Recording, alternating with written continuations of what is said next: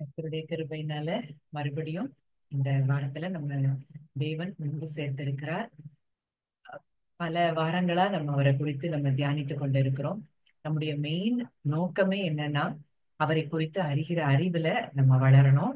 அந்த அறிவு நமக்கு கிருபையும் சமாதானத்தையும் கொண்டு வரும் அப்படிங்கிறது தான் நம்ம அந்த ஆரம்ப காலத்துல நான் பேசின அந்த நோயிங் காட்ல உள்ள அந்த மெசேஜ். அப்போ இத்தனை வாரங்கள் நம்ம பார்த்துட்டு இருந்த எல்லா காரியங்களுமே அவரை குறித்து அறிகிற அறிவுல நம்ம ஒவ்வொருவரையும் வளர்ச்சி அடைய செய்திருக்கிறேங்கிறதுல நான் நம்புறேன். ஏன்னா கர்த்தர் ஒரு நாளும் நம்மளை விட்டு அவர் விலகல, அவரை நம்மளை கைவிடல. கைவிடாத தேவன் நம்ம கூட இருந்து ஒவ்வொரு நாளும் நம்மை அற்புதமாய் வழி நடத்துகிறத நம்ம பார்க்கிறோம். அவரை குறித்து அறிகிற அறிவுல நம்மளை வளர்ச்சி அடை செய்தது மாத்திரம் இல்லாம நம்ம 2 பேர் 1 பார்க்கிறோம். அவரை குறித்து அறிகிற அறிவினாலே ஜீவனுக்கும் தேவ பக்திக்கும் உண்டான எல்லாவற்றையும் அவருடைய திவ்ய வல்லமையானது தந்தருளினதும் அன்றி. அப்போ அவரை அறிகிற அறிவுலதான் நம்ம இந்த ஜீவனுக்கும் தேவ பக்திக்கும் வேண்டிய எல்லாமே அது நமக்கு கொடுக்குதுங்கிறத நம்ம பார்க்கிறோம். அப்ப இந்த நாள்ல கூட நம்ம ஜூம்காக ப்ரேயர் பண்ணிட்டு இருக்கிறப்போ தேவன் என் கூட அடிக்கடியாய் இடைப்பட்ட ஒரு வார்த்தை, அவருடைய பிரசன்னத்தில், இன் திஸ் பிரசன்ஸ், அவருடைய பிரசன்னத்துல என்னென்ன ஆசீர்வாதங்கள் இருக்கு, அவருடைய பிரசன்னத்துல லிட்ரலா பிசிக்கலா உலகத்துல என்ன காரியங்கள் எல்லாம் நடந்தது, இதெல்லாம் குறிச்சு நம்ம ஆழமா தியானிக்க போறோம். இத தியானிக்கிற இந்த வேளையில நாம் எப்படி அவருடைய தேவ சமூகத்துல பிரசன்னத்துல இருக்கும்போது நமக்கு எப்படி ஒரு வெற்றிகளோ சந்தோஷமோ சமாதானத்தையும் அவர் தர முடியுங்கிறத குறிச்சு நம்ம தியானிக்க போறோம். ஒருவேளை இந்த இன் ஹிஸ் பிரசன்ஸ் இந்த மெசேஜ் ஒருவேளை இந்த வாரத்துக்குள்ள நிச்சயமா நான் முடிக்க முடியாதுன்னு நினைக்கிறேன். நம்ம 2 வீக்ஸ் அதை நல்லா ஒரு ஆராய்ந்து நம்ம பார்ப்போம். ஏன்னா அவருடைய பிரசன்ஸ்ல அவ்வளோ காரியங்கள் உள்ள அடங்கி இருக்குது. இன்னைக்கு நம்ம இன்னைக்கு ஒருவேளை ஒரு தோல்வியின் சூழ்நிலைகள்ல நம்ம இருக்கிறத போல தெரிந்தா கூட அவருடைய பிரசன்னத்துக்குள்ள நம்ம உள்ள போய் அதுல என்ஜாய் பண்ண ஆரம்பிக்கும் போது கர்த்தர் நம்ம வாழ்க்கையில நிச்சயம் பெரிய பெரிய வெற்றிகளை காண உதவி செய்வார். அப்போ இன்னைக்கு கூட ஒரு வசனம், முதலாவது இதற்கு ஆதாரமா ஒரே ஒரு வசனம், சங்கீதம் 97:5, Psalms 97:5. கர்த்தரின் பிரசன்னத்தினால் பர்வதங்கள் மெழுகு போல உருகிற்று. சர்வ பூமியினுடைய ஆண்டவரின் பிரசன்னத்தினாலேயே உருகி போயிற்று. கர்த்தருடைய பிரசன்னத்தினாலே பர்வதங்கள் கூட மெழுகு போல உருகிட்டான். அப்போ அவர் பிரசன்ஸ் இருக்கிற இடத்துல எவ்வளோ பெரிய பர்வதமா இருந்தா, மலை மாதிரி இருக்கிற காரியமா இருந்தா கூட நீங்க அவருடைய பிரசன்னத்துக்குள்ள உள்ள போனீங்கன்னா அந்த பிரசன்னத்துல இருந்து நமக்கு கிடைக்கக்கூடிய ஆசீர்வாதம் என்னன்னா, என்ன பெரிய பர்வதமாய் இருந்தாலும் அந்த பர்வதம் நமக்கு முன்பாக நிச்சயமாய் உருகி போகும். அது ஒருவேளை உங்க சரீர பலவீனங்களா இருக்கலாம், உங்களுடைய கடன் பாரங்களா இருக்கலாம், இல்ல பிள்ளைங்க ஒருவேளை கீழ்ப்படியாமையில இருக்கிறாங்க, நான் இது என்ன செய்யனே தெரியல அப்படின்னு சொல்லி அந்த சூழ்நிலையில நீங்க இருக்கலாம். இல்ல ஏதோ ஒரு காரியம், ஒரு குடும்ப உறவுகள்ல பிரச்சனைகளா இருக்கலாம். அது உங்களுக்கு பர்வதம் போல தெரியலாம். ஆனா அவருடைய பிரசன்னத்துக்குள்ள நம்ம உள்ள போய் அவரு கூட நம்ம என்ஜாய் பண்ண ஆரம்பிக்கும் போது அந்த காரியங்கள் எல்லாம் என்ன செய்யுமா, மெழுகு போல உருகி போகும். மலை மாதிரி இருக்கிற அத்தனை காரியங்களும் அது மெழுகு போல உருகி போகிறத நம்ம நிச்சயம் பார்ப்போம். ஆண்டவரின் பிரசன்னத்தினாலேயே உருகி போயிடுச்சு. அப்ப அவருடைய பிரசன்னத்தினால அது என்ன செய்தான், உருகி போகுதாம். அப்போ இன்னைக்கு நமக்கு பிரச்சனை பிரச்சனைன்னு எவ்வளவோ சொல்லிட்டே இருக்கிறோம். ஆனா எவ்வளவு தூரம் அவர் பிரசன்ஸ்ல நம்ம உட்கார்ந்து இருக்கிறோம், இதுதான் நம்ம இன்றைக்கு யோசித்து பார்க்க வேண்டிய காரியம். பிரச்சனைகளை குறிச்சு பேசுறோமா, மலைய குறிச்சே பேசிட்டு இருக்கிறோமா, இல்ல அந்த மலையை கரைந்து போகும் பொருட்டு அவருடைய பிரசன்னத்துக்குள்ள வர்றோமா அப்படிங்கறதுலதான் நம்ம அற்புதம் அடங்கி இருக்கு. இது டிபிடில இன்னும் அழகா இருக்கு. டிபிடி வெர்ஷன்ல mountains melt away like wax in a fire. ஒரு தீயில ஒரு மெழுக நம்ம போடும்போது அது எப்படி உருகி போகுதோ அதே போல அவருடைய பிரசன்னத்துக்குள்ள நம்ம போயிட்டோம்னா நமக்கு எதிரா இருக்கிற அத்தனை மலைகளும் உருகி போகும். when the lord of all the earth draws near. இந்த சர்வ பூமியின் தேவன் நம்ம பக்கத்துல இருக்கிறபடியினால, அந்த பிரசன்னத்துக்குள்ள நம்ம இருக்கிறபடியினால, எல்லா அப்படி ஒரு மலை மாதிரி இருக்கிற காரியங்கள் கூட அக்கினிக்கு முன்னாடி மெழுகு நிற்க முடியாது. மெழுகு எப்படி உருகி போகுமோ அதே போல உங்க பிரச்சனைகள் இன்றைக்கு உருகி போகும் என்று சொல்லி ஆவியானவர் இன்றைக்கு நம்ம கூட இடைப்படுகிறார். சரி, இத குறிச்சு வேதத்துல ஒன்று ரெண்டு ஒரு எக்ஸாம்பிள் நம்ம பார்க்கணும்னா, அங்க அன்றைக்கு எஸ்தர் புஸ்தகத்துல பார்க்கிறோம். அவ்வளோ பெரிய ஒரு திட்டம் தீட்டி ஆமான் அந்த யூத குல மக்களையே அழிக்கணும்னு தீர்மானிச்சுட்டாரு. மொர்தெகாய்க்கு என்ன செய்யணும்னு தெரியல, எஸ்தருக்கு என்ன செய்யணும்னு தெரியல. ஆனா ஒன்னே ஒண்ணு, அவங்க தேவ பிரசன்னத்துக்கு போனாங்க. 3 நாட்கள் அங்க காட்ஸ் பிரசன்ஸ்ல அவங்க உபவாசம் இருந்து கர்த்தருடைய பிரசன்னத்தை தேடினாங்க. அங்க ஆமானுடைய திட்டம் தவிடுபொடியாக்கப்பட்டதை நம்ம பார்க்கிறோம். பர்வதம் போல இருந்த அந்த பிரச்சனை, அத்தனை ஜனங்களும் யூத குலமே அழிக்கப்படும் படி அங்க ஆமான் ஒரு திட்டம் தீட்டி எல்லா கையெழுத்து வாங்கி முத்திரை போட்டு அங்க ஒரு பெரிய ஒரு காரியம் நடக்க ஆரம்பிச்சிருச்சு. ஒருவேளை இன்றைக்கு நம்ம அந்த சூழ்நிலையில இருந்தோம்னா நம்ம என்ன செஞ்சிருப்போம்? யோசித்து பார்க்கும்போது நம்ம உட்கார்ந்து அழுதுட்டு இருந்திருப்போம். யார்கிட்டயாவது என்ன செய்யலாம்னு உதவி கேட்கறதுக்கு மனுஷர்களை நாடி போயிருப்போம். ஆனா அங்க எஸ்தர் சொல்றா, நானும் என் தாதிமாரும் உபவாசம் இருப்போம், நீங்களும் மக்கள் அனைவரும் சேர்ந்து உபவாசம், எனக்காக 3 நாள் உபவாசம் இருங்க, நான் ராஜா கிட்ட போறேன், அவருடைய கட்டளையும் மீறி நான் அந்த ராஜா கிட்ட போறேன்னு சொல்றா. அங்க ராஜா கிட்ட போறா. அங்க எல்லாமே அவர்களுக்கு ஃபேவரபிளா நடக்குது. அந்த பர்வதம் போல இருந்த அந்த முத்திரை அப்படியே என்ன செஞ்சுச்சு? மாற்றப்பட்டுச்சு. அது மெழுகு போல அந்த காரியங்கள் உருகி போயிற்று. திட்டம் தீட்டின ஆமான், அவன் என்ன திட்டம் தீட்டினானோ அதிலேயே அழிந்து போனதை நம்ம பார்க்கிறோம். அப்ப இன்றைக்கு உங்களுக்கு எதிராய் எது பல மாதிரி தெரியுது, எது பெரிய பிரச்சனையா தெரியுது, இன்றைக்கு அதை அவருடைய சமூகத்துல கொண்டு அவரிடத்துல நம்ம பேசி அதை அவர்கிட்ட ஒப்பு கொடுக்கும் போது நம்ம என்ன செய்யறோம்? ஒரு பிரச்சனை வந்த உடனேயே ஒரு பெரிய அதை என்ன செய்யறோம்? எல்லார்கிட்டயும் பேசி அந்த மலைய மேலும் மேலும் பெருசாக்கிக்கிட்டே இருக்கிறோம். ஆனா என்னைக்கு அவர் சமூகத்துல நம்ம கொண்டு போறோமோ அந்த பிரச்சனை அப்படியே உருகி போறத நீங்க நிச்சயம் பார்ப்பீங்க. இதற்கு ஆதாரமா இன்னும் 2 வசனங்களை பார்த்துட்டு நம்ம இன்னும் உள்ள டீப்பா உள்ள போகலாம். மீகா 1ஆம் அதிகாரம் 4வது வசனம்.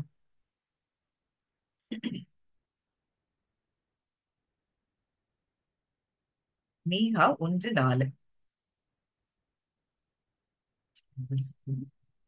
மெழுகு அக்கினிக்கு முன்பாக உருகுகிறது போலவும், மலைகளிலிருந்து பாயும் தண்ணீரை போலவும், பர்வதங்கள் அவர் கீழே உருகி பள்ளத்தாக்குகள் பிளந்து போகும். அவர் பிரசன்னத்துல என்னெல்லாம் நடக்குதாம்? ஆஹ் அதுக்கு அதுக்கு முன்னாடி அந்த 3வது வசனம், இதோ கர்த்தர் தமது ஸ்தானத்தில் இருந்து புறப்பட்டு வருகிறார். அவர் புறப்பட்டு வரும்போது என்ன நடக்குது? மெழுகு அக்கினிக்கு முன்பாக உருகுகிறது போல அவர் புறப்பட்டு வந்தா, அவர் இருக்கிற இடத்துல, அவர் பிரசன்ஸ்ல உங்களுடைய எல்லா பிரச்சனைகளும் மெழுகு அக்கினிக்கு முன்பாக உருகுகிறது போல, மலைகளிலிருந்து பாயும் தண்ணீரை போல, பர்வதங்கள் அவர் கீழே உருகி பள்ளத்தாக்குகள் பிளந்து போகும். பர்வதம் அவருக்கு கீழே என்ன செய்யுமா? மலை. நம்ம இன்னைக்கு லிட்டரலா இமயமலையை பாக்குறோம், எத்தனையோ மலைகளை நம்ம ஹில் ஸ்டேஷனுக்கு போறோம், மலைகளை பார்க்கிறோம். அவர் பிரசன்னத்துல அந்த பர்வதங்கள் கூட என்ன செய்தான்? அப்படியே உருகி போகுதாம். மெழுகு உருகுகிறது போல பர்வதம் அவருக்கு கீழே உருகி போகுதான். இது எங்கேயாவது நடக்கக்கூடிய காரியமா? ஆனா நம் தேவன் சர்வ வல்லமை உள்ளவர். அவருடைய பிரசன்னத்துல நிச்சயமாக பர்வதங்கள் மெழுகு போல உருகித்தான் ஆகணும். ஏன்னா அவர் அவ்வளோ வல்லமை உள்ள தேவன். இன்னும் நம்ம போக போக அதை பார்க்க பார்க்க இன்னும் அவருடைய நேச்சரை நம்ம இன்னும் ஆழமா நம்ம புரிய ஆரம்பிப்போம். அடுத்த ஒரு வசனம், நாகூம் 1:5. நாகூம் சாப்டர் 1 verse 5. அவர் சமூகத்தில் பர்வதங்கள் அதிர்ந்து மலைகள் கரைந்து போகும். அவர் பிரசன்னத்தினால் பூமியும் பூச்சகரமும் அதில் குடியிருக்கிற அனைவரோடும் எடுபட்டு போம். இதுலயும் அந்த முதல் பகுதி என்ன சொல்லுது? அவர் சமூகத்தில் பர்வதங்கள் அதிர்ந்து. மலைகள் கரைந்து போகும். லிட்டரலா இது பிசிக்கலா வேதத்துல நம்ம எத்தனையோ சம்பவங்களை, பர்வதங்கள் அதிர்கிறதா, அவர் பிரசன்னத்துல அதிர்கிறதெல்லாம் நம்ம பார்க்க போறோம். அப்போ அவர் பிரசன்ஸ்குள்ள போயிட்டோம். இன்னைக்கு உங்களுக்கு என்ன பிரச்சனை இருக்கு? நீங்க எதை பெருசா மலை மாதிரி நினைச்சிட்டு இருக்கிறீங்க? உங்க குடும்பத்தாருடைய ரட்சிப்பா? உங்க குடும்பத்தார் ஏதோ ஒரு வகையில அடிக்ஷன்ல எதுலயோ இருக்கிறாங்களா? அவங்களால அதுல வெளியில வர முடியல, அது உங்களுக்கு மலை மாதிரி தெரியுதா? இன்றைக்கு அவர் பிரசன்னத்துக்குள்ள நீங்க போங்க. நிச்சயமா நீங்க எதிர்கொள்ளுகிற அத்தனை பிரச்சனைகளும் அது அவருடைய பிரசன்னத்துக்கு முன்பாக அது மெழுகு போல உருகி போகும். இதுதான் சத்தியம். நம்ம இதை தவிர நம்ம இந்த மலை போன்ற இந்த பிரச்சனைய மற்றவர்களிடத்துல, எல்லாரிடத்துல பார்க்கிற எல்லார்கிட்டயும் சிலருக்கு என்ன செய்யறாங்க, ஷேர் பண்றாங்க. எனக்கு இப்படி இருக்கு, என் உடம்புல இந்த பிரச்சனை இருக்கு, அது இப்படி இருக்கு, என் கால் அப்படி இருக்கு, என் கை அப்படி, எல்லார்கிட்டயும் நம்ம சொல்ல சொல்ல ஒருவேளை மக்கள் நம்ம சொல்லும் போது அதை என்ன செய்வாங்கன்னா நமக்குள்ளேயே ஒரு சுய பரிதாபத்தை உண்டு பண்ணுவாங்க. அந்த சுய பரிதாபத்தை நாடி நம்ம போனோம்னா நம்ம வாழ்க்கையில விடுதலையே கிடைக்காது. ஐயோ, நீ எவ்வளவு நாளா கஷ்டப்படுற, எவ்வளவு நாளா உனக்கு இந்த போராட்டம், எவ்வளவு நாளா உனக்கு இந்த பிரச்சனை, பாவம் அப்படின்னு சொல்லி ஒருவேளை மற்றவர்கள் சொல்லுகிற வார்த்தை ஒருவேளை உங்க இருதயத்துக்கு அது அது ஒரு சுகமாய் படலாம். ஆனா அது உங்க பிரச்சனைகளிலிருந்து உங்களை வெளியில கொண்டு வராது.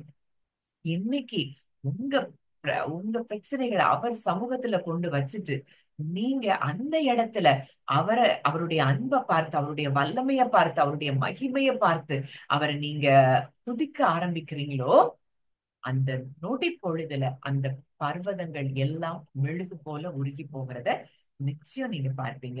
இப்போ இதுக்கு ஆதாரமா இத பிசிக்கலா எங்கெல்லாம் நடந்ததுன்னு சொல்லி நம்ம பார்க்க போறோம். யாத்ராகமம் 19ஆம் அதிகாரம் 18ஆம் வசனம். கர்த்தர் சீனாய் மலையின் மேல் அக்கினியில் இறங்கினபடியால் அது முழுவதும் புகைக்காடாய் இருந்தது. அந்த புகை சூளையின் புகையைப் போல எழும்பிற்று.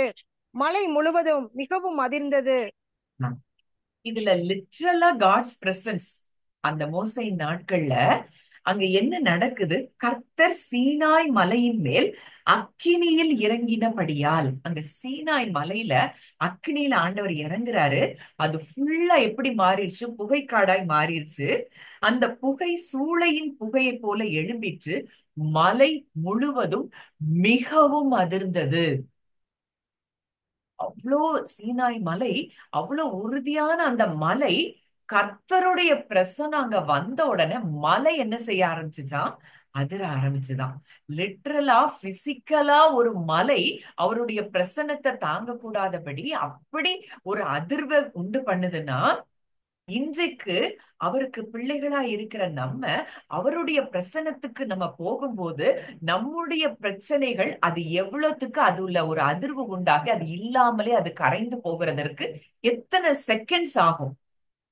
இன்னைக்கு அந்த பிரசன்னத்துல இருக்கிற காரியங்களை நம்ம உணராமல் இருக்கிறதுனால நம்ம பிரச்சனைகளை குறித்தே பேசிட்டு இருக்கிறோம்.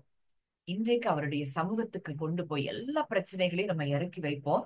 கர்த்தர் பெரிய காரியங்களை நம்ம வாழ்க்கையில செய்ய போறாரு. அப்போ இது எதை குறிக்கிறது அப்படின்னா, காட்ஸ் பிரசன்ஸ் எதை செய்து அந்த மவுண்டன், அந்த மலையையே அதை அதிர வைக்குது, ட்ரெம்பிள் பண்ண வைக்குது. இது எதை குறிக்கிறது அப்படின்னா, அவருடைய கிரியேஷன், அவருடைய சிருஷ்டிப்பின் மேல இருக்கிற கம்ப்ளீட் அத்தாரிட்டிஸ், ஒரு சுப்ரீமசிய குறிக்கிற காரியமா இருக்குது.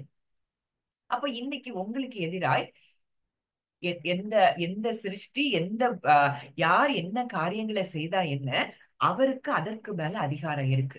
யாருடைய இருதயத்தின் நினைவுகளிலும் பேச அவர் வல்லமை உள்ளவராய் இருக்கிறார். கொஞ்சம் யோசித்து பாருங்களேன். நம்ம ஆமான் அங்க மொர்தெகாய கொலை செய்யறதுக்கு, அங்க தூக்கு மரத்துல போடுறதுக்கு அங்க உத்தரவு கேட்டு ராஜா கிட்ட வந்து நிக்கிறான், வெளிமுற்றத்துல வந்து நிற்கிறான். அதே நாள்ல தேவன் அவனுக்கு தூக்கத்தை வரவிடல. அதே நாள்ல மொர்தெகாய குறிச்சு நினைவை தேவன் உண்டாக்குகிறத பார்க்கிறோம். எவ்வளவு பெரிய தேவன் அவர்! அங்க மலை மாதிரி அங்க பிரச்சனை மொர்தெகாய்க்கு எழும்பிட்டுதான் இருக்குது. ஆனா அந்த மலை அவனுக்கு தெரியாத, அதுவே அவனுக்கு தெரியாதபடி தேவன் மொர்தெகாய்க்கு ஃபேவரா அங்க என்ன செய்யறாரு? மொர்தெகாயை ஆமானை வைத்தே கனம் பண்ணுகிறார். இதுதான் நம்முடைய தேவன், இதுதான் நம்முடைய தகப்பன். ஒருவேளை பழைய ஏற்பாட்டுல பழைய உடன்படிக்கையின் கீழே இருந்த அந்த மக்களுக்கு அவ்வளோ ஒரு என்ஜாய் பண்ணாங்க, ஆண்டவருடைய அன்பை அவங்க என்ஜாய் பண்ணாங்கன்னா, இன்னைக்கு அவருடைய ரத்தத்தினாலே மீட்கப்பட்ட ஜனங்களாகிய நமக்கு அவர் ஒவ்வொரு நொடி பொழுதும் நம்ம மேல நினைவாய் இருக்கிறார். நமக்கு எதிராக என்ன வார்த்தைகள் எழும்பினாலும் அதை அவர் கேட்டுக்கொண்டிருக்கிறார். நீங்க நினைக்கலாம், எனக்காக பேச யார் இருக்கிறா, எனக்காக இத சொல்றதுக்கு யார் இருக்கிறா, என் சார்புல இருந்து என்னுடைய நீதியை சொல்லுகிறதற்கு எனக்கு இந்த உலகத்துல யாருமே இல்லையே அப்படின்னு சொல்லி நீங்க நினைக்கலாம். இல்ல, உங்க மேல நினைவாய் இருக்கிற ஒரு அப்பா. அன்றைக்கு மொர்தேகாய் நினைச்சு பார்க்கல தனக்கு இப்படி ஒரு கணம் வரும். மொர்தேகாய்க்கு தெரியாது ஆமான் தனக்கு இப்படி ஒரு தூக்கு மரத்தை ரெடி பண்ணி வச்சிருக்கிறாருன்னு. ஆனா மொர்தேகாயை தன் பிள்ளையாய் தேவன் பார்த்தபடியினால அங்க அவனை காக்கிறதை நம்ம பார்க்கிறோம். அவன் அந்த ஆமானுடைய ஒய்ஃப் கூட சொல்ற, அவன் யூத குலமானால் நீர் அவனுக்கு முன்பாக தாழ்ந்து போவது நிச்சயம். அப்ப இன்னைக்கு நம்ம எல்லாம் ஆவிக்குரிய யூதர்களா இருக்கிறோம், தேவனுக்கு பிள்ளைகளா இருக்கிறோம். இன்றைக்கு அவருடைய பிரசன்னத்தை சுமந்து நிற்கிற பாத்திரங்களாய் நம்ம இருக்கிறோம். நமக்கு எதிராய் எதுவும் செயல்பட முடியாது. இன்றைக்கும் உங்களுக்கு எதிரான பிரச்சனைகளை அவருடைய பிரசன்னத்துக்குள்ள போய் நம்ம சொல்லும் போது நம்ம காரியங்கள் எல்லாம் ஜெயமாய் மாறுகிறத நிச்சயமா நீங்க பார்ப்பீங்க. அடுத்ததா நம்ம பார்க்கும்போது 1 ராஜாக்கள் 19:11, ஃபர்ஸ்ட் கிங்ஸ் சாப்டர் 19 verse 11. அதுல ஃபர்ஸ்ட் பார்ட் மட்டும் வாசிங்க, முதல் பகுதி மட்டும். அப்பொழுது அவர், நீ வெளியே வந்து கர்த்தருக்கு முன்பாக பர்வதத்தில் நில் என்றார். அடுத்தது அடுத்தது அப்பொழுது அப்பொழுது இதோ கர்த்தர் கடந்து போனார். கர்த்தருக்கு கர்த்தர் முன்பாக. ம். கர்த்தருக்கு முன்பாக பர்வதங்களை பிளக்கிறதும் கன்மலைகளை உடைக்கிறதுமான பலத்த பெருங்காற்று உண்டாயிற்று. எவ்வளவு பெரிய தேவனை நம்ம ஆராதிக்கிறோம். அங்க போட்டிருக்கு, கர்த்தருக்கு முன்பாக பர்வதத்துல நெல்லுன்னு எலியாட்ட சொல்றாரு. அங்கே கர்த்தர் கடந்து போறாரு. கர்த்தருக்கு முன்பாக, அவருடைய பிரசன்னத்துக்கு முன்பாக அங்க என்ன நடக்குது? பர்வதங்களை பிளக்கிறதும் கண்மலைகளை உடைக்கிறதுமான பலத்த பெருங்காற்று உண்டாயிற்று. லிட்ரலா பிசிக்கலா அவருடைய பிரசன்ஸ் வந்த இடத்துல என்ன நடக்குது? பர்வதங்களை பிளக்கக்கூடிய, கண்மலைகளை உடைக்கக்கூடிய பெரும் காற்று உண்டாகுதுன்னா, இது பிசிக்கலாவே இப்படி நடக்குதுன்னா, ஸ்பிரிச்சுவலா ஆவிக்குரிய ரீதியில நம்ம அன்சீன் ரெல்ம்ல அவர் நமக்காக கிரியை செய்வது எவ்வளவு நிச்சயம். பிசிக்கலா அவருடைய பிரசன்ஸ்ல இதெல்லாம் நடக்குது. ஆனா இன்னைக்கு நம்ம அன்சீன் ரெல்ம்ல தேவன் நமக்காக கிரியை செய்து கொண்டிருக்கிறார் அப்படிங்கிற அந்த அறிவே இல்லாததுனால, அந்த ஞானமே இல்லாததுனாலதான் நம்ம என்ன செய்யறோம்? பயந்துட்டு இருக்கிறோம். அவருடைய பிரசன்ஸ்ல அவ்வளவு பவர் இருக்கு.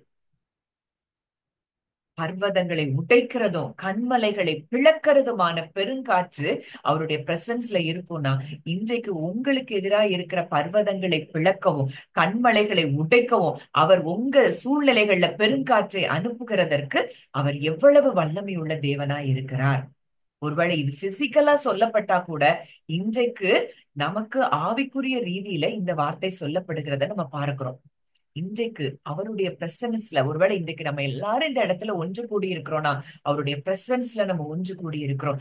நிச்சயமா நான் விசுவாசிக்கிறேன், உங்களுக்கு எதிராக இருக்கிற பர்வதங்களை அவர் இன்றைக்கு பிளக்கிறார், கண்மலைகளை அவர் உடைக்கிறார், உங்களுக்கான காரியத்தை அவர் செய்ய தொடங்கிவிட்டார். நீங்க என்ன அற்புதத்துக்காக இத்தனை நாட்கள் வாஞ்சித்து ஜெபித்து கொண்டிருந்தீர்களோ அத்தனை காரியங்களையும் அவர் உங்களுக்காக நிறைவேற்ற தொடங்குகிறார். ஏன்னா அவருடைய பிரசன்ஸுக்கு முன்பாக எந்த மலைகளும் நிற்க முடியாது. அடுத்ததான் நம்ம பார்க்கிறது இயேசு கிறிஸ்துவினுடைய ரிசரக்ஷன். அங்க என்ன நடந்துச்சு? மத்தேயு 28:2.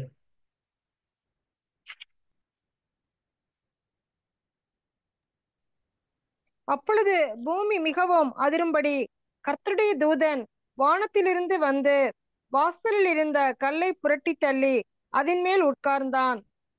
அப்பொழுது பூமி மிகவும் அதிரும்படி பூமி அதிரும்படி கர்த்தருடைய தூதன், அவருடைய பிரசன்ஸ்ல இருந்து வந்த தூதன் அங்க என்ன செய்யறான், வானத்தில் இருந்து இறங்கி வந்து வாசலில் இருந்த கல்லை புரட்டி தள்ளி அதன் மேல் உட்கார்ந்தான். அப்ப அங்க ஒரு பெரிய earthquake நடக்குது. காரணம் என்ன? அங்க கிறிஸ்து உயிர்த்தெழுந்தார். அவர் உயிர்த்தெழுதலே ஒரு பெரிய ஒரு பூமி அதிர்ச்சியை என்ன செய்து உண்டு பண்ணுது.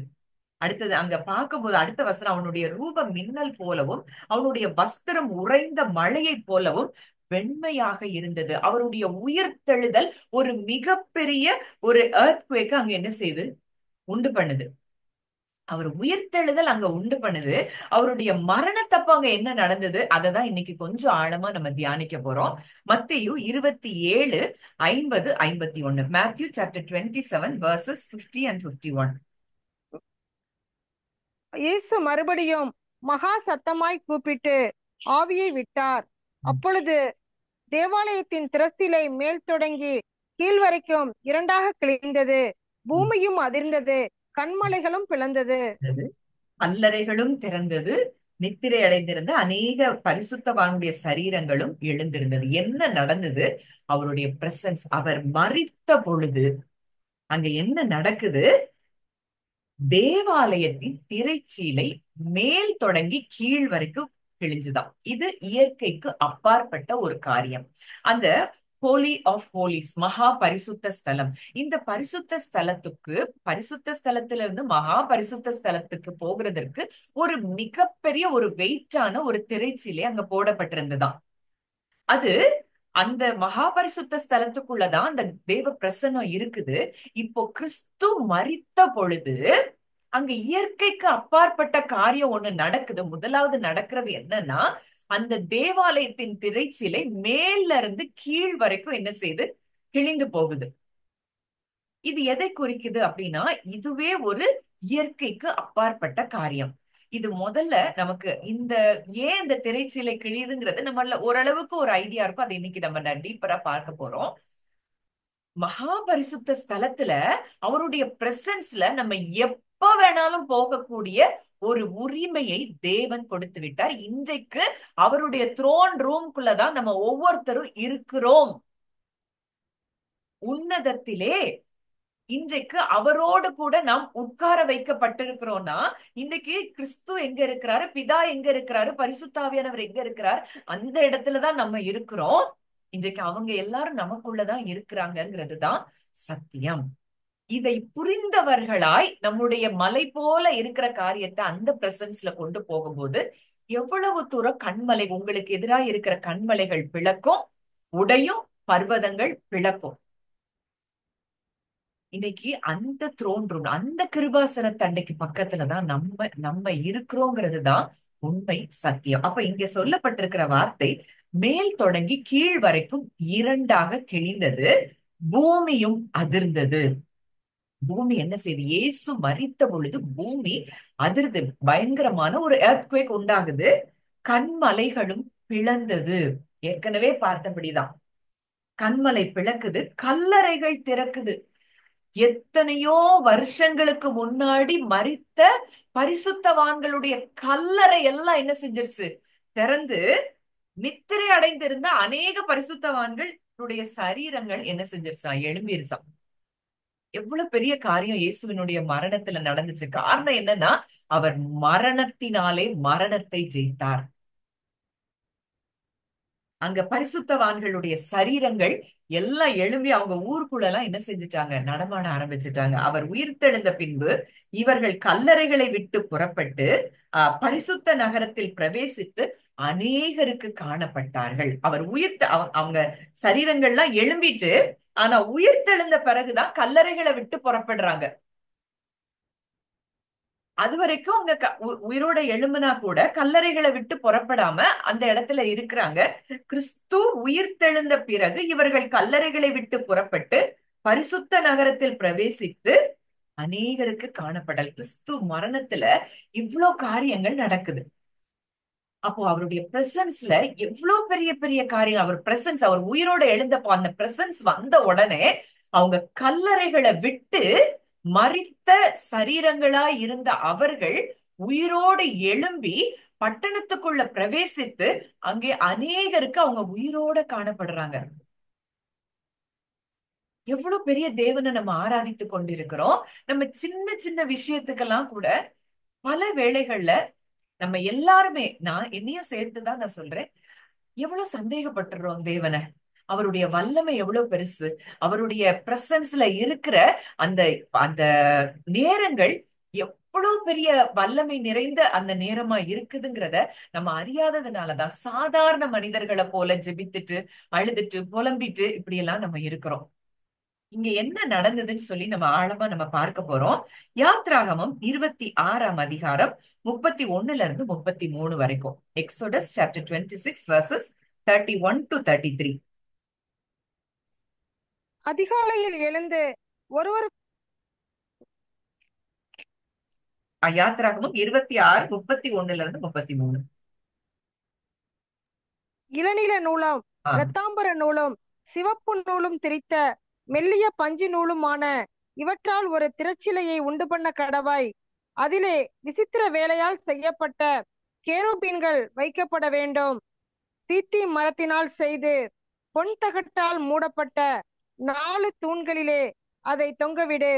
அந்த தூண்கள் 4 வெள்ளிப்பாதங்கள் மேல் நிற்கவும் அவைகளின் கொக்கிகள் பொன்னினால் செய்யப்படவும் வேண்டும். கொக்கிகளின் கீழே அந்த திரைச்சிலையை தொங்கவிட்டு சாட்சி பெட்டியை அங்கே திரைக்குள்ளாக வைக்க கடவாய். அந்த திரைச்சிலை பரிசுத்த ஸ்தலத்திற்கும் மகா பரிசுத்த ஸ்தலத்திற்கும் பிரிவை உண்டாக்கும். ம். மகா பரிசுத்த ஸ்தலத்திலே சாட்சி பெட்டியின் மேல் கிருபாசனத்தை வைப்பாயாக. போதும்க்கா. திரைக்கு போதும். இப்போ இங்க நம்ம பார்த்த இந்த திரைச்சிலை பரிசுத்த ஸ்தலத்துக்கும் மகா பரிசுத்த ஸ்தலத்துக்கும் எப்படி திரைச்சிலையை அவங்க உண்டாக்கணும்னு சொல்லி ஆண்டவர் அங்க சொல்றத நம்ம பார்க்கிறோம். இளநீல நூலும் இரத்தாம்பர நூலும் சிவப்பு நூலும் திரித்த மெல்லிய பஞ்சு நூலுமான இவற்றால் ஒரு திரைச்சீலையை உண்டு பண்ண கடவாய். அதுல எதெல்லாம் வைக்கணும்? கேருபீன்கள் வைக்கப்படணும். அங்க உள்ள என்ன செய்யணும்? சித்தி மரத்தினால் செய்து பொன் தகட்டினால் மூடப்பட்ட 4 தூண்களிலே அதை தொங்கவிடு. அந்த தூண்கள் 4 வெள்ளிப்பாதங்கள் மேல் நிற்கவும் அவைகளின் கொக்கிகள் பொன்னினால் செய்யப்படவும் வேண்டும். கொக்கிகளின் கீழே அந்த திரைச்சீலையை தொங்கவிட்டு சாட்சி பெட்டியை அங்கே திரைக்குள்ளே வைக்க கடவாய். உடன்படிக்கை பெட்டிய அந்த திரைக்குள்ள மகா பரிசுத்த ஸ்தலத்துக்குள்ள நீ வைக்க கடவாய். அந்த திரைச்சீலை பரிசுத்த ஸ்தலத்திற்கும் மகா பரிசுத்த ஸ்தலத்திற்கும் பிரிவை உண்டாக்கும். இந்த மகா பரிசுத்த ஸ்தலத்துல பிரதான ஆசாரியர் மட்டும்தான், மகா பிரதான ஆசாரியர் மட்டும்தான் என்ன செய்ய முடியும்? உள்ள நுழைய முடியும். மற்றவர்கள் யாரும் உள்ள போகக்கூடாது. மக்களுடைய பாவங்களுக்காக அவர் மாத்திரம் அந்த இரத்தத்தோட ஆட்டு வெள்ளாட்டுக்கடா இளங்காளை ஆகிய இரத்தத்தோட அவங்க உள்ள போய் மக்களுடைய பாவங்களுக்காக அங்க என்ன செய்யறாங்க? அந்த இரத்தத்தை செலுத்தி பாவ மன்னிப்பு பெறுகிறதற்காக அவங்க வருஷந்தோறும் அவங்க உள்ள போறதை நம்ம பார்க்கிறோம். ஆனா இன்றைக்கு மற்ற யாரும் உள்ள அந்த பிரசன்ஸ்குள்ள போக முடியாது. ஆஹ் அப்போ அந்த பிரசன்ஸ்குள்ள போக முடியாத இடத்துல இருந்த நமக்கு இன்றைக்கு இயேசுவினுடைய மரணம் அந்த திரைச்சீலையை கிழித்து அவருடைய மாம்சத்தின் வழியாய் நம்ம என்ன செய்யறோமா? அவருக்குள்ள அந்த பிரசன்ஸ்குள்ள நம்ம என்ன செய்யறோமா? போறோமா? அதுல ஒரு வசனம் கூட உண்டு, நான் அதை நம்ம குரூப்ல கூட ஷேர் பண்ணோம். அவருடைய மாம்சமாகிய திரையின் வழியாய் நம்ம என்ன செய்யறோம்? அவருடைய பிளஷுக்குள்ளோடி நம்ம போய் அவருடைய பிரசன்ஸ்குள்ள போறோம்னா இன்னைக்கு நமக்கு அவர் செய்யாமல் இருப்பாரா? நமக்கு எதிராக இருக்கிற மலைகளை உருக செய்யறதுக்கு அவருக்கு வல்லமை இல்லையா?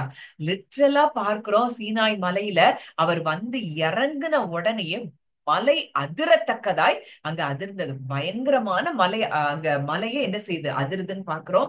அவருடைய மரணத்திலையும் உயிர் தெழுதலையும் ஆஹ் பூமி அவ்வளோ அதிர்ந்ததை நம்ம பார்க்கிறோம். இப்படி பிசிக்கலாவே அவருடைய வல்லமைய பார்க்கிற நம்ம வாழ்க்கையில அவரால செய்யக்கூடாத காரியம்னு எதுவும் இருக்குதா? இத நம்ம நன்கு நம்ம ஆராய்ந்து தியானிச்சு பார்த்தோம் அப்படின்னா நிச்சயமா இன்னைக்கு நம்ம மலை போல இருக்கிற காரியங்கள் எல்லாம் அது பனி போல உருகி போகும். நமக்கு இன்னைக்கும் அவருடைய வல்லமையை தெரியாததுனாலதான், அவருடைய அன்பு தெரியாததுனாலதான் மலை நமக்கு எதிராக இருக்கிறத பெரிய மலை மாதிரி பார்த்துட்டு இருக்கோம். இது என் ஆண்டவருடைய வல்லமைக்கு முன்பாக ஒன்றுமில்லை அப்படின்னு சொல்லி என்னைக்கு அந்த இடத்துக்கு நம்ம வாரமோ அந்த மலை தானாகவே உருகி போகிறத நீங்க பார்க்க ஆரம்பிப்பீங்க. அடுத்ததா ஒரு சில வசனங்கள் நம்ம பார்க்க போறோம்.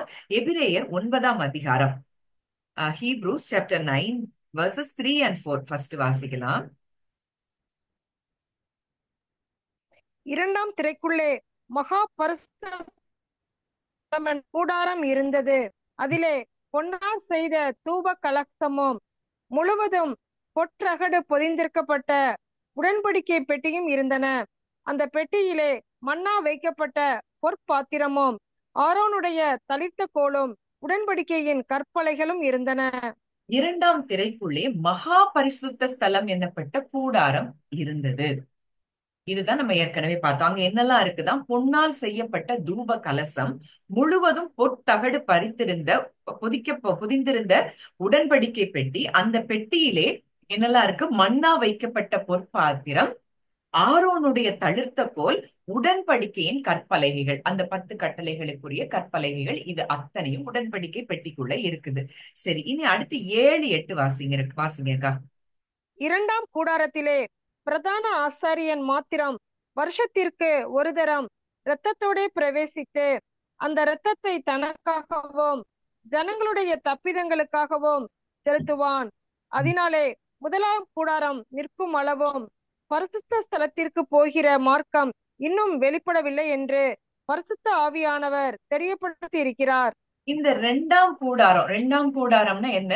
அந்த மகா பரிசுத்த ஸ்தலம். இந்த மகா பரிசுத்த ஸ்தலத்துல பிரதான ஆசாரியன் மாத்திரம் வருஷத்துக்கு ஒரே தரம் இரத்தத்தோட பிரவேசித்து அந்த இரத்தத்தை தனக்காகவும் ஜனங்களுடைய தப்பிதங்களுக்காகவும் செலுத்துறான். அதனாலே முதலாம் கூடாரம் நிற்கும் அளவும் பரிசுத்த ஸ்தலத்திற்கு போகிற மார்க்கம் இன்னும் வெளிப்படவில்லை. அந்த ஃபர்ஸ்ட் கூடாரம் நிக்கிற அளவுக்கு இந்த திரை இல்லாததுனால இப்ப 2 கூடாரம், திரை இருக்கிறதுனால 2 கூடாரமா இருக்கு.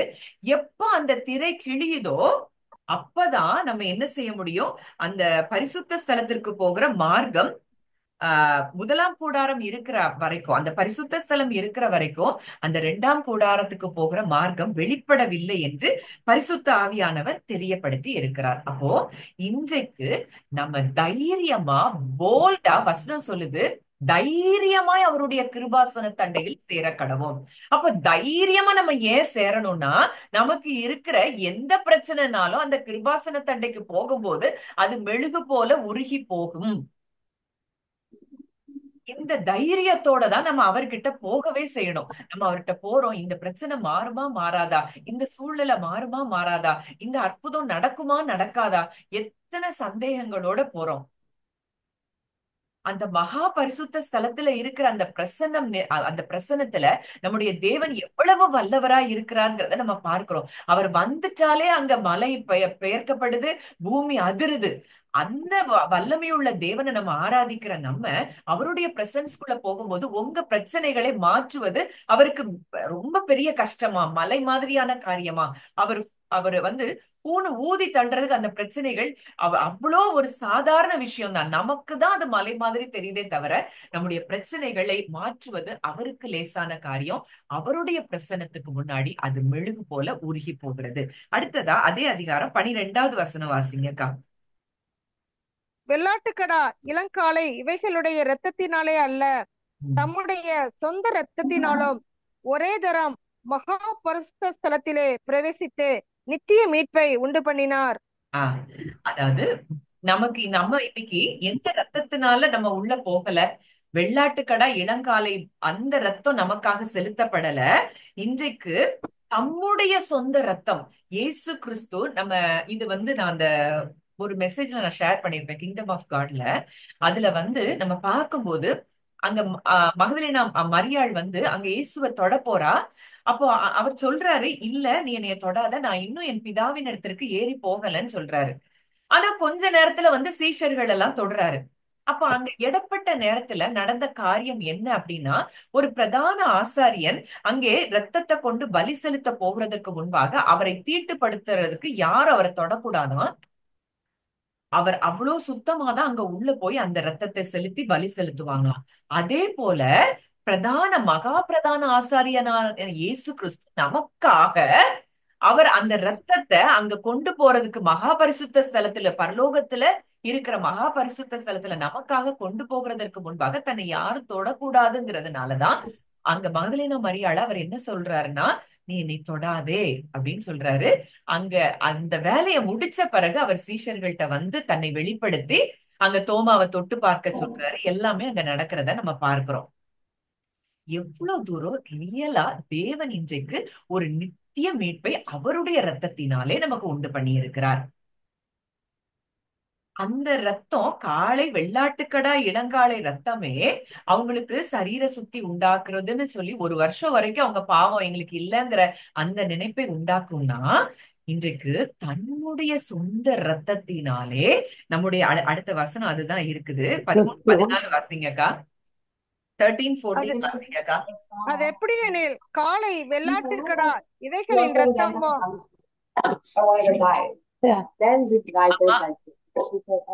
அம்மா கொஞ்சம் அம்மா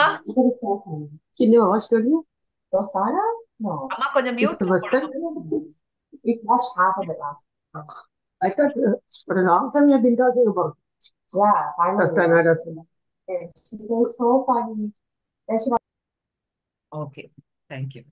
அந்தப்படி எனில் காளை வெள்ளாட்டுக்கடா இவைகளின் இரத்தமும் தீட்டுப்பட்டவர்கள் மேல் தெளிக்கப்பட்ட கடாரியின் சாம்பலும் சரீர சுத்தி உண்டாகும்படி பரிசுத்தப்படுத்துமானால், நித்திய ஆவியினாலே தம்மை தாமே பழுதற்ற பலியாக தேவனுக்கு ஒப்பு கொடுத்த கிறிஸ்துவினுடைய இரத்தம் ஜீவனுள்ள தேவனுக்கு ஊழியம் செய்வதற்கு உங்கள் மனசாட்சியை செத்த கிரியைகளற சுத்திகரிப்பது எவ்வளவு நிச்சயம்.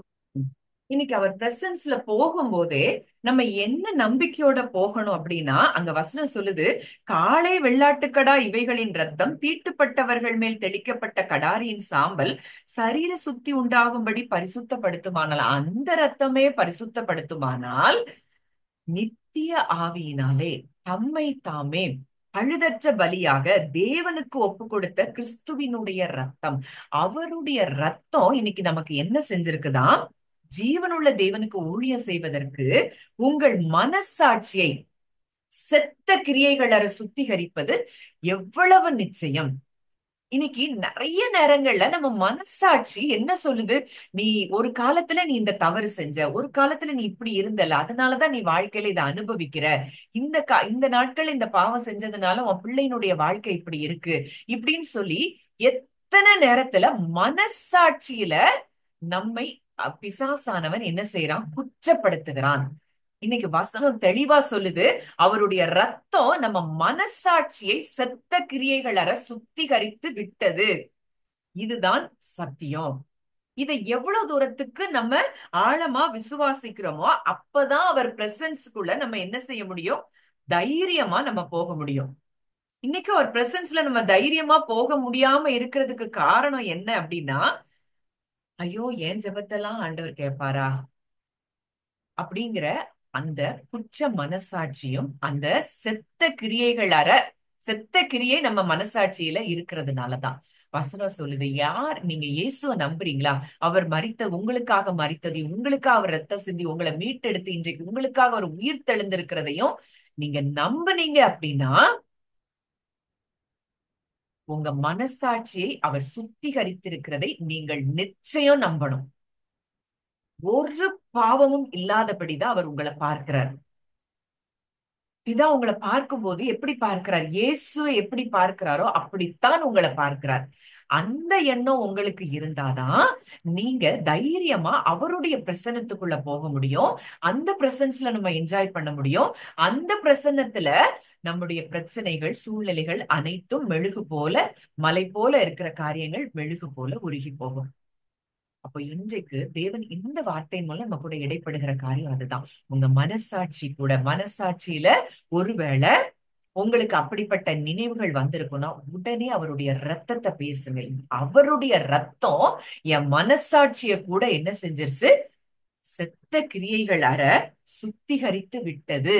நான் இன்றைக்கு புது சிருஷ்டி, அப்படின்னு சொல்லி அந்த எண்ணத்துக்குள்ள நீங்க அவர் பிரசன்ஸ்ல, நான் அவர் பக்கத்துல இருக்கிறேன், அவர் கூட இருக்கிறேன், என் அப்பா எனக்காக இதை செய்வார்னு சொல்லி அந்த நம்பிக்கையோட விசுவாசத்தோட நீங்க போகும்போது எப்படி எஸ்தர் தைரியமா ராஜா கிட்ட போறா.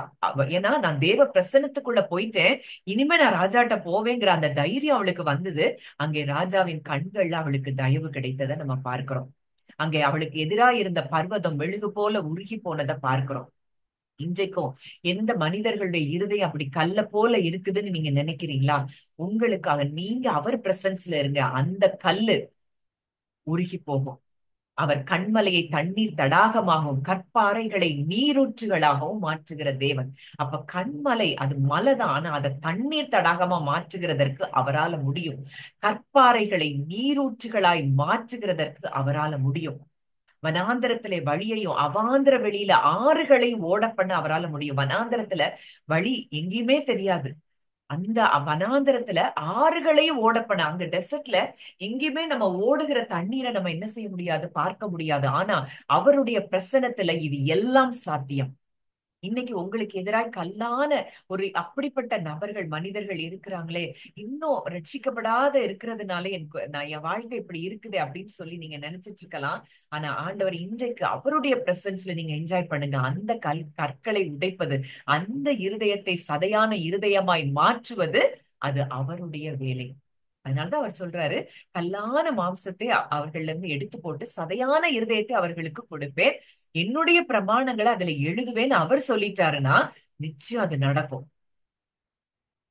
எப்போ நம்ம மனசாட்சி முதல்ல செத்த கிரியைகள சுத்திகரிக்கப்பட்டிருக்கிறது அப்படிங்கிற அந்த நம்பிக்கையோட அவருடைய பிரசன்னத்துக்குள்ள போகும்போது நிச்சயம் இந்த ஆசீர்வாதங்கள் அனைத்தும் நமக்குரியது அப்படிங்கிறத நீங்க அறிந்து கொள்ளலாம். அடுத்ததா எபிரேயர் 10:19 முதல் 22. Hebrews chapter 10 verses 19 to 22.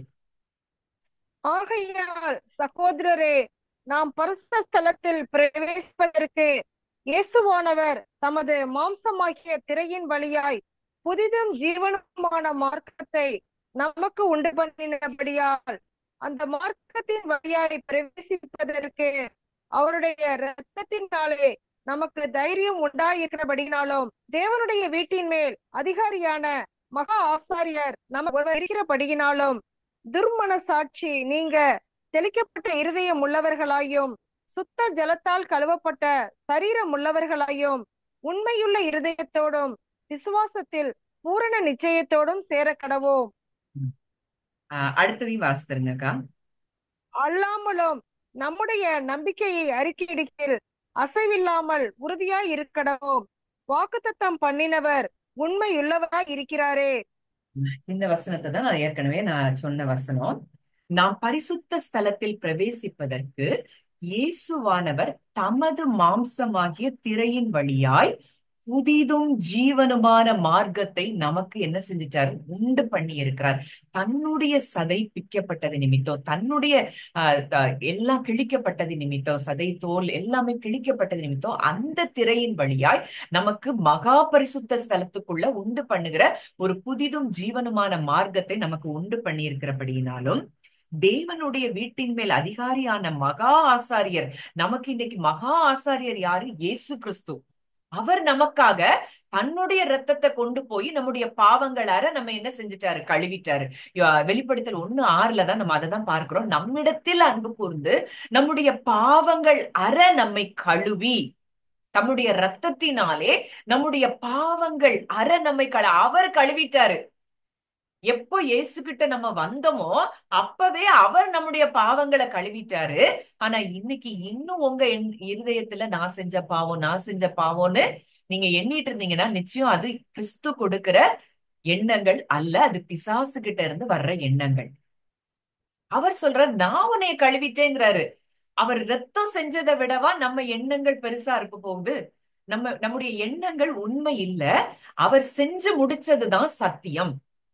அவர் சொல்றாரு, நமக்கு ஒருவர் இருக்கிறபடியினாலும், அடுத்த வசனம் அழகா சொல்லுது பாருங்க, துர்மனசாட்சி நீங்க தெளிக்கப்பட்ட இருதயம் உள்ளவர்கள் ஆகவும். அப்போ இன்னைக்கு நிறைய நேரங்கள் இந்த துர்மனசாட்சி தான். அப்போ உங்க இருதயத்தை, அந்த மனசாட்சிய கூட அவருடைய ரத்தம் என்ன செஞ்சுட்டு கழுவி சுத்திகரிச்சாச்சு. நீங்க இன்றைக்கு புது சிருஷ்டியா இருக்கிறீங்க. சுத்த ஜலத்தால் கழுவப்பட்ட சரீரம் உள்ளவர்களாயும், சுத்த ஜலத்தால் கழுவப்பட்ட சரீரம் இன்றைக்கு உங்களுக்குரியதா இருக்கிறது. அந்த உண்மையுள்ள இருதயத்தோடும் விசுவாசத்தின் பூரண நிச்சயத்தோடும் சேர கடவோம். அப்ப அவர் பிரசன்ஸ்குள்ள எப்படி போகணுமா? முதல்ல துர்மனசாட்சி நீங்க தெளிக்கப்பட்ட இருதயம் உள்ளவர்களா போகணும். சுத்த ஜலத்தால் கழுவப்பட்ட, அப்போ இந்த இந்த இதெல்லாம் நமக்கு இருந்து இப்படிப்பட்ட எண்ணங்களோடு அவருடைய பிரசன்ஸ்குள்ள போகும்போது நமக்கு நிச்சயம் ஜெயம் உண்டு.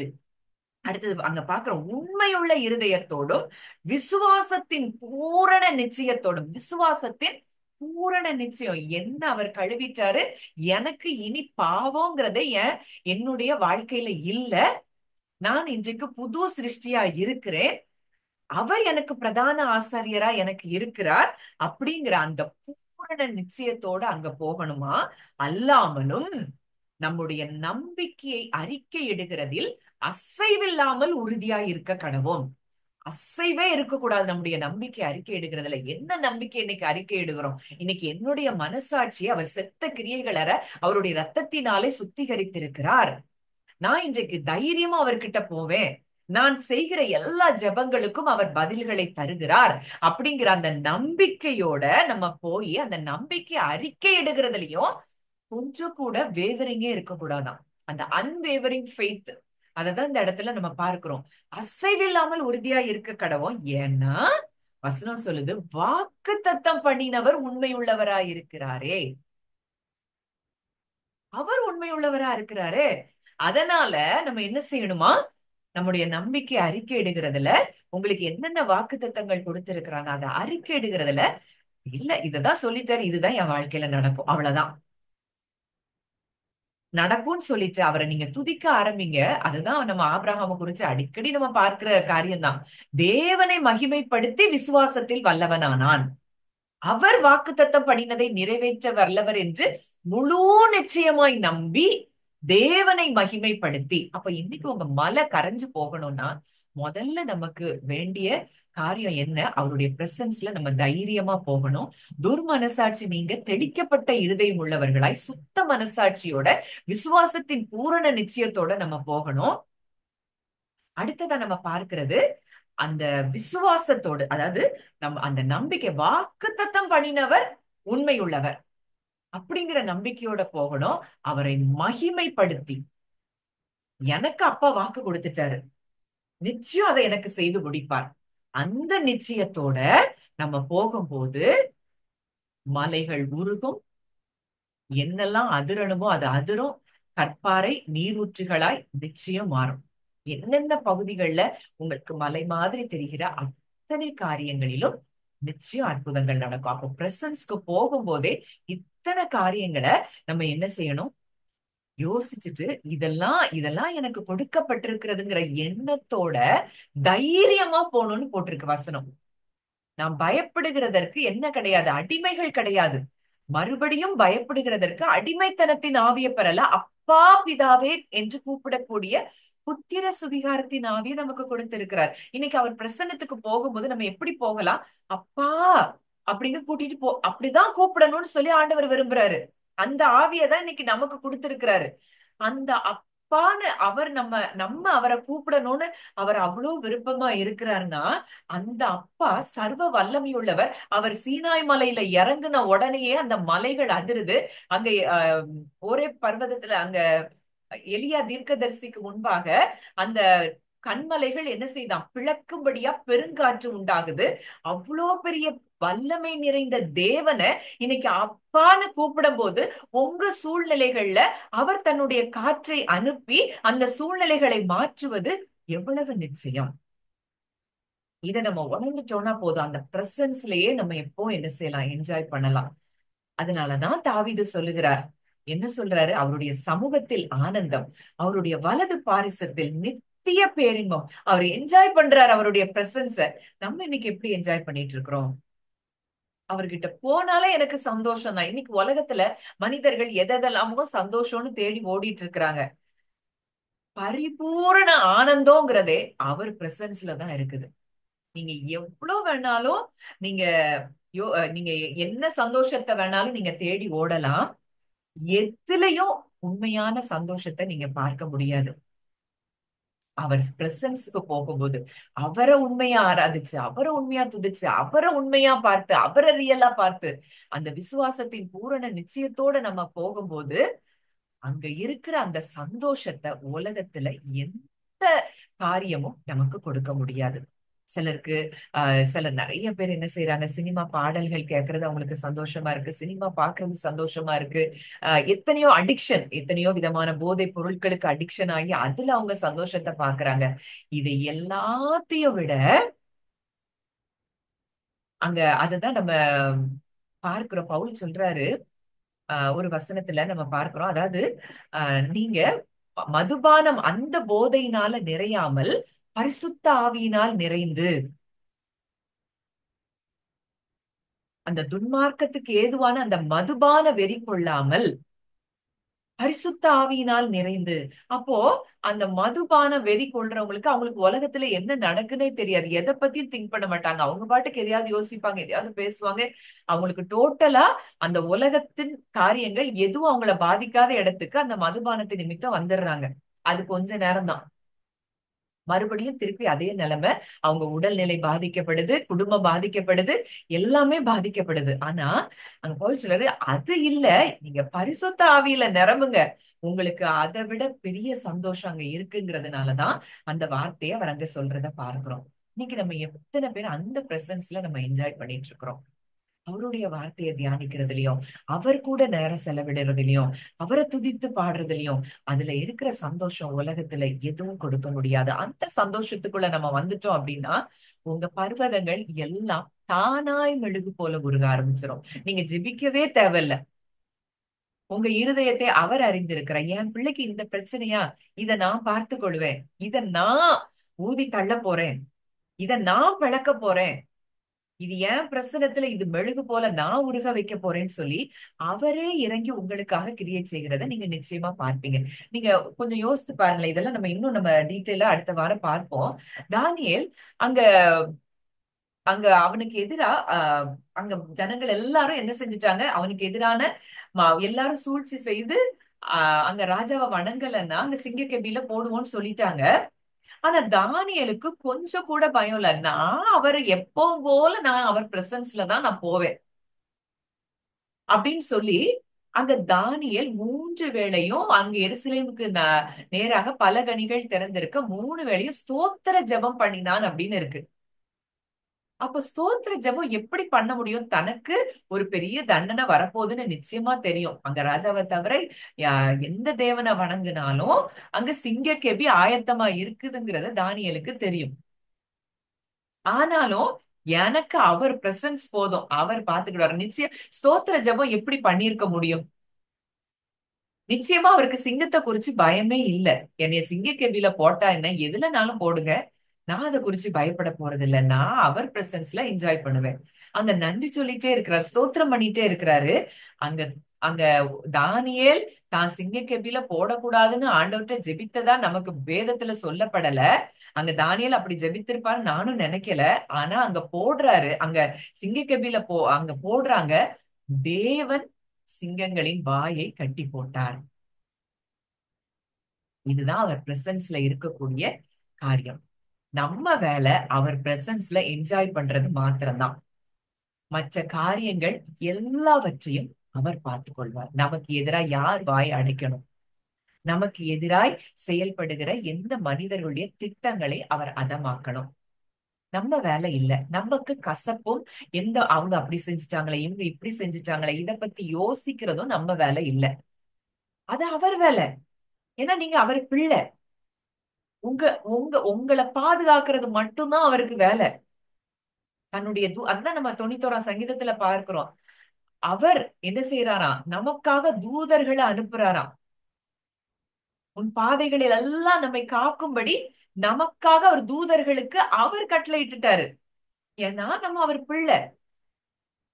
நம்ம வேலை ஒண்ணே ஒண்ணு, அவர் பிரசன்ஸ்ல என்ஜாய் பண்ணி களி கூறுறது மாத்திரம்தான் நம்ம வேலை.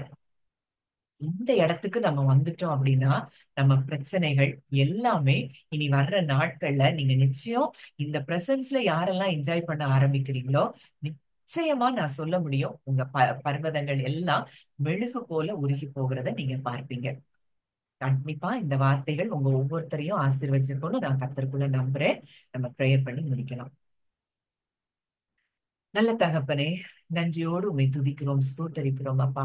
தகப்பனே, இந்த நாளிலும் எங்களோடு கூட இடைப்பட்ட உம்முடைய வார்த்தைக்காக நன்றி செலுத்துகிறோம் அப்பா. எங்களை இளைப்பாறுதலுக்குள்ள வர சொல்லி இருக்கிறீங்கப்பா. நீங்க எல்லாத்தையும் பார்த்து கொள்வேன்னு இன்றைக்கு எங்க கூட பேசி இருக்கிறீங்கப்பா. இதை கேட்கிற ஒவ்வொருவரும், நாங்க ஒவ்வொருத்தரும் இந்த ரெஸ்டுக்குள்ள வர, இந்த இளைப்பாறுதலுக்குள்ள உங்க பிரசன்ஸ்ல நாங்க எப்பொழுதும் களி கூற எங்களுக்கு நீங்க கிருபை தாங்கப்பா. சூழ்நிலைகளை பார்க்காதபடி அப்பா நாங்க உங்களை பார்க்கணும்ப்பா. உங்க அன்பை பார்க்கணும், உங்க வல்லமைய பார்க்கணும், உங்களை நாங்க பெரிதாய் பார்க்கணும். பரிசுத்த ஆவியானவர் எங்களுக்கு அதற்கு கிருபை தரும்படி நாங்கள் ஜெபிக்கிறோம். சூழ்நிலையை பார்த்து பார்த்து அதை பெரிதாக்கி அதை மலையா பார்த்து கொண்டிருந்த நாட்கள் இன்றைக்கு முடிவுக்கு வரட்டும் சுவாமி. எங்களுக்கு உதவி செய்யுங்கப்பா. நாங்க இன்றிலிருந்து நாங்க ஒரு முடிவு எடுக்கிறோம் தகப்பனே. நாங்க குடும்பமாய் முடிவு எடுக்கிறோம். உங்க பிரசன்ஸ்ல என்ஜாய் பண்றது மாத்திரம்தான் எங்க வேலை. எங்களுக்கு உண்டான அத்தனை காரியங்களையும் நீங்க பொறுப்பெடுத்துக் கொண்டபடியினால் நாங்க நன்றி செலுத்துகிறோம் அப்பா. இதை கேட்ட ஒவ்வொருவரையும் உங்களுடைய பிள்ளையாய் மனதார நான் ஆசீர்வதிக்கிறேன். அவங்க குடும்பங்களை ஆசீர்வதிக்கிறேன். இந்த வார்த்தையின்படி ஆண்டவரே அவர்களும் ஆண்டவரே செயல்பட, ஆண்டவரே அப்பா உங்க பிரசன்னத்துல என்ஜாய் பண்ண கர்த்தர் கிருபை தாங்க. உங்க கரங்களில ஒப்பு கொடுக்கிற யூடியூப்ல பின்பாக பார்க்கிற யாவரையும் கூட நான் ஆசீர்வதிக்கிறேன். அவங்களுக்கும் இந்த வார்த்தை ஆண்டவரே இருதயத்துல கிரியை செய்யட்டும். ஆண்டவரே 100 மடங்கு இந்த வார்த்தைகள் பலன் தரட்டும் என்று சொல்லி நான் ஜெபிக்கிறேன். கர்த்தர் அப்படியே ஆண்டவரே செயல்படுகிற கிருபைக்காய் நன்றி செலுத்துகிறோம். துதி கன மகிமையாவையும் இயேசு ஒருவருக்கே செலுத்துகிறோம். கர்த்தர் மீட்பருமாக இயேசுவின் மூலம் கேட்கிறோம் ஜீவனுள்ள நல்ல பிதாவே. ஆமென். தேங்க்யூ. ஏதோ ஷேர் பண்ணணும்னா பண்ணலாம்.